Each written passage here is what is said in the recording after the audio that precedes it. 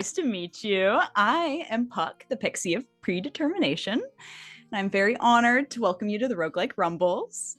Today's a very special day. It's the day we welcome 4 brand new heroes into the arena. They'll introduce themselves, tell us about who they are, so you, the audience, can pick a favorite. Then we watch them fight to the death. Very delightful. If I could have our 4 beautiful contestants roll a d20. Starting out hot. Rolls right off the bat. What's it looking like, guys? That's a nat 20 for me. All right. Everyone else? 14. 14.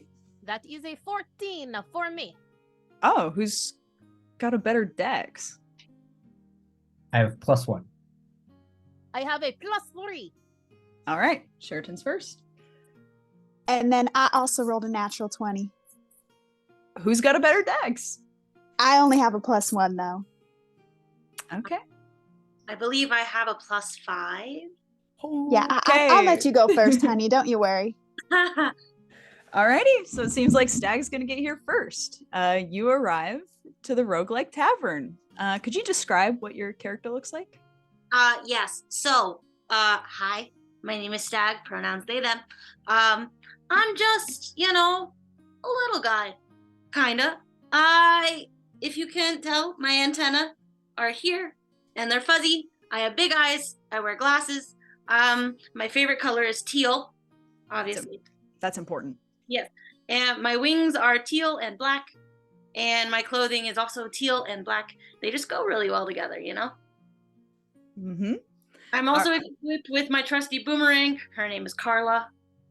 That's so cute. All right. You arrive and you're greeted in the roguelike waiting room by Slada. She's a very sweet halfling. She's got the frizzy hair, wand tucked in, so you can tell she's some sort of mage.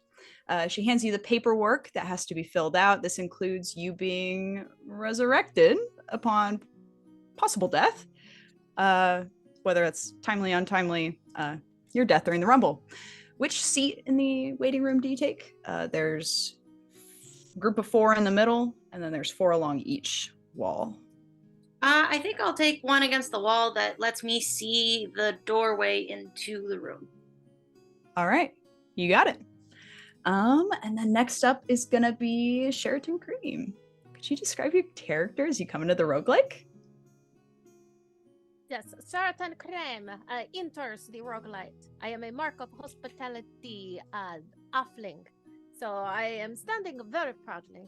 I have a flamboyantly yellow apron. It has a very large chicken on it. This is the mascot for my upcoming tavern, the Cozy Croissant. It is a bed and breakfast, and also tavern.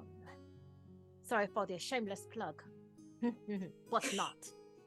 Shereton Creme is my skin tone with vibrant purple hair and also double rapiers that are crisscross on her back.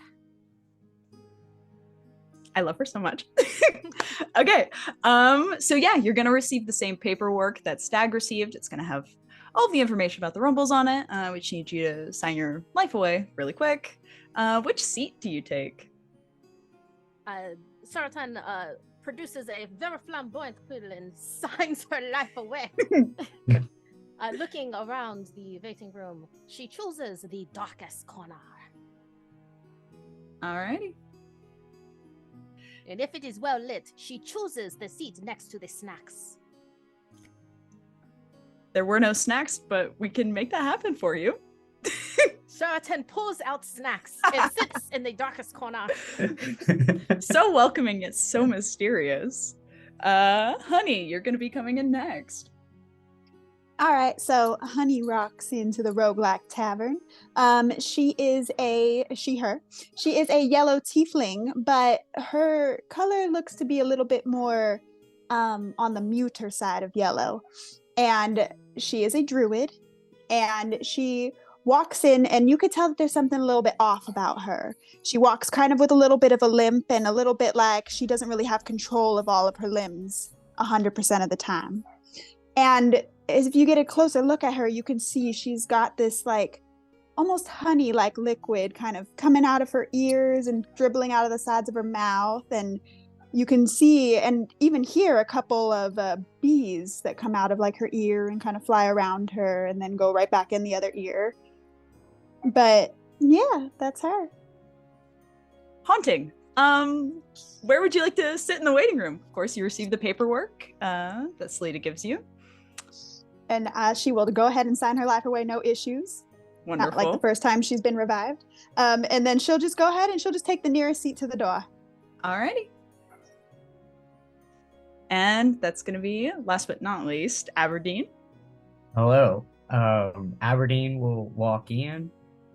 He is long, dark hair, beard, these crazy eyes that he kind of hides with some glasses. He walks in. He has a rosary around his neck with an emblem of a raven skull. And he also carries with him a little child stuffed animal, kind of like that's strapped to his side. And he'll go over to the paperwork. He takes a little bit longer to read every single line before he kind of looks over and begrudgingly just signs it. He goes to the bar and he orders a drink. But he's fine. He's not kind of he looks kind of scary and intimidating, but he's talking with people. He's very keeping it casual. Alrighty. Sounds great. Now that everyone's finished with their paperwork, and you've given everything back to Salida, I think it's time we do a little bit of an icebreaker. We want to learn a little bit about you before the competition, before the big day. The audience needs to know who they're rooting for and why. So, who was the first one here? Stag, since you were the first one here, you get the privilege of going first. Why do you want to fight in the Rumble? So there was a slight incident with a bridge when I was on my way here. So I hope to win the Rumble in order to help the community repair said bridge. I did not cause the damage to said bridge. I would like to make that clear. There's a rumor going around that it's my fault. I merely warned them about the shoddy infrastructure, but it was a little too late. So if I could win, then I could help the community rebuild their bridge. That's extremely noble. It's also just, good legal practice. Oh, yeah. Reputation. Mm-hmm. It's important. Now, for a little flavor, as they say, if I were to give you a wish spell right now, what would you use it for? You cannot say winning the Rumble, because I hope you want to win already. I would wish for the biggest library possible. With plenty of tapestries that I could chew on. Yeah. Oh. Would you chew on the books? No. Oh, okay. Sacred. That's why we have the tapestries. Oh. Very cute. Alrighty then. Shereton and Creme, you're going to get the same questions. So, why do you want to win the Rumble? I want to start building my empire for bed and breakfast / taverns all over the global world. This has been a dream since I was a little Creme, and now that I am a big Creme, I want it to come true. Unfortunately, the banks and businesses do not want to give me loans. I do not know why. But this is quick money, profit, and everybody prospers when Shereton Creme prospers. That's wonderful. There will be a rock wall, and oh. Every third Thursday will be emo karaoke. I have big plans. I gotta get there. I will be at emo karaoke. So, I mean, I guess it's kind of an obvious answer, but if you were to receive a wish spell, what would you wish for? I would replace every Airbnb with Shereton Creme's B&B Breakfast and Tavern. One empire replaced with another. Yes, but I would make sure that any B&B taverns that do not operate well within the community, I will then sell at very comfortable rent-controlled prices. Either way, I make money and everybody prospers. When Shereton Creme prospers. Hell yeah. Alrighty then. Next up for questions, it's gonna be Honey. Why would you like to win the Rumble? Well, as you can see, I'm already a beekeeper of sorts, and I think with the money, I would really like to start a whole bee farm. So it's not just me that's the beekeeper, but they can all have like their own little homes, and so that's my dream with it. Yeah, community building. I like that. So, if you were to get a wish spell right now, what would you wish for? Ooh, that's a hard one. I'd probably wish to know more about my past, because see, I don't really remember a lot since I've become the beekeeper. So I think I'd like to know a little bit about honey before I was filled with honey, you know? That's lovely. Knowing yourself's the best thing one could imagine. So, alrighty. Last on the list is going to be Aberdeen. Hi Yeah. there. Hello. Why would you like to win the Rumble? Well, I'm a single father, so everything goes to my little girl. And I'd also use the money to rebuild my church, Church of the Raven Queen. So, yeah. That's wonderful. If you were to receive wish spell, just like everyone else has been asked, what would you wish for? Yeah. Well, I would wish for my husband to come back to life. Yeah, that's he kind of looks down at his rosary and fiddles with it. But I'm sure the queen is taking real good care of him. Well, that's very sweet. Everyone has such a wonderful story this time. It's really hard to wish death upon at least 3 of you. So now that everyone's been introduced to each other, and we have the legal stuff all sorted out, let's take you to the training grounds and you guys can show a little bit of what you got. So you're going to follow Puck down some winding hallways, passing photographs of past contenders and other trophies of the Rumble. Between heroic photos of the battles and smiling competitors, you see dinosaur claws, fish scales, banners, pieces of clothes, remnants of fights that you're about to be part of. You all enter the training room. There's not much to note here. Stone walls, little puffs of hay strewn about. The only difference between this room and the other locations you've seen in the tavern is that this room is extremely large. It's not only wide, but it's tall, big enough for you to really show your stuff. So, everyone, it's kind of protocol for all those entering the Rumble to kind of display your skills. The audience loves a little bit of a tease before the show. So I'm just going to throw an average mannequin out into the ring, and I'm going to want you to show a little taste of what you're going to bring to the Rumble. Sound good? Awesome. So I'm going to have everyone, we're going to re-roll for initiative, mix it up a little bit. We'll see who goes first.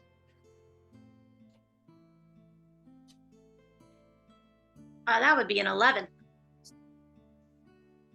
I got a 15. Okay. I have a 9.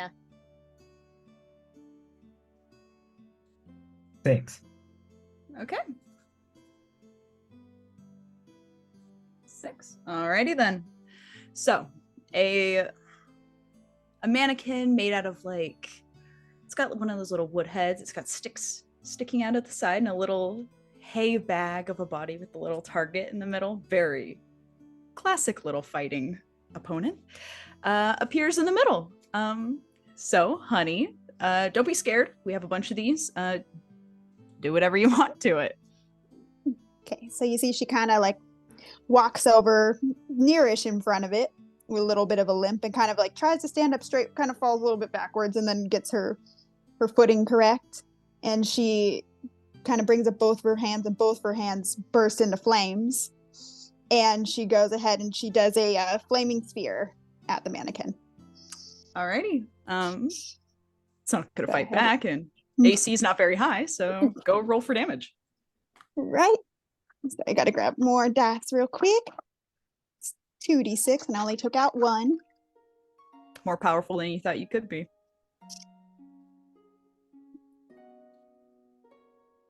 All right, that's going to be 6 points of fire damage. Alrighty. And because this mannequin that's come up is made of wood and hay, it alights immediately. And in this moment, you're kind of thankful that the room is larger than it is because of the smoke that fills the room. Kind of disappears up into the sky. And yeah, this one's on fire, turns into a little bit of burning embers, and another one appears. Honey, thank you so much for the demonstration. Great work. She does like a weird like bow curtsy thing and then walks right back over. Wonderful. Stag, you're going to be up next. Show us what you got. So Stag walks up and kind of squares themselves in front of the mannequin at a nice distance, make sure that they're in a good position. They remove Carla, their boomerang, from their belt. They give her a little flourishy spin, and then they suddenly kind of hunker down, and then they make that noise from that one Down with the Sickness song. Ooh, wah! You know, Yep. and then they throw the boomerang. Alrighty, go ahead and roll for damage. So that is 5 points of damage. Okay, awesome. When you toss the boomerang, it goes towards the mannequin's head, and it pops it right off. Wasn't put together very well, so 5 points of damage is easily enough for it to have its head topple off. Yeah, that looks great. Thank you so much, Stag. Before they shuffle off, they give a very deep growl from their belly in victory. Thank you so much. And they catch Carla, and then they go back to the wall. Yeah, Puck is gonna go over. I just put the head back on. It wasn't destroyed, so looks like Shereton is able to attack this mannequin. You're up next. Certain, well, I speak of myself in the third person all the time. Yes. Doing a leisurely jaunt up to my mortal enemy, the Marcon. I then withdraw my double rapiers, and I prepare to attack. Wonderful. Make that damage roll. What is the... Oh, just... no yeah, ace, there's no... AC. It's not fighting back. It's made of hay. So AC's 2, if that was a concern for you. Then it is a hit. Wonderful. So while I am finding my exactly how much damage is, I just want to tell you more about the Cozy Croissant. That once we open, for the opening we shall have, every second Tuesday, there should be 3 hours where you can just exist in the space without having to spend money. That's lovely. Yes, those hours will be between 2 and 5 a.m. Okay. We open at 9. And everyone's allowed in. It's not like a break in and sit in the space quietly sort of thing. It is technically our patio. You can come and sit there from 2 to 5 a.m. and expect Wonderful. to pay no money. Yeah, community spaces again. I love it. Okay, so we have 7 plus 6 is 14 points of damage. Oh, wow. And is this with your rapiers? These are with my double rapiers. Alrighty, perfect. So when you go up I to am the a whirling mannequin, dervish. and exactly like that, with the flourish, the hay pours out of this mannequin's stomach, basically gutting it. And you can see that the rapiers have done damage to the structural pole in the middle as well, and it sort of cracks over to the side. Another mannequin's destroyed by the competitors, so another one appears with Puck's little flourish. And the last one is here for Aberdeen to do a little number on. Yeah. So he kind of smirks over to his enemies at this point now. He's locked on. He's here. He's like, all right, we were friends of the bar, but we're done now. And he goes to almost reach for his bone whip, but then he's like, no, let me do more flair. He's going to bonus action Hexblade's Curse. Yeah. He's going to stand back a little bit and is gonna like finger gun to Eldritch Blast. Damn, I love going all out for this moment. Oh Beautiful. yeah, 100%. I like the finger gun. Exactly.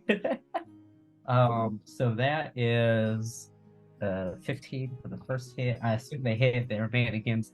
If it didn't hit, that would be embarrassing. That would be really bad. Yeah. And that is for the. That is 13 plus my Hexblade's Curse. We love math. Ooh. Math in session 0 is my favorite. And then I get a +3 to the damage rolls. So that is 15 for the first hit. Oh, all right. 7 plus, we love math, 7 plus 4, that's 10 plus 13 for the second hit.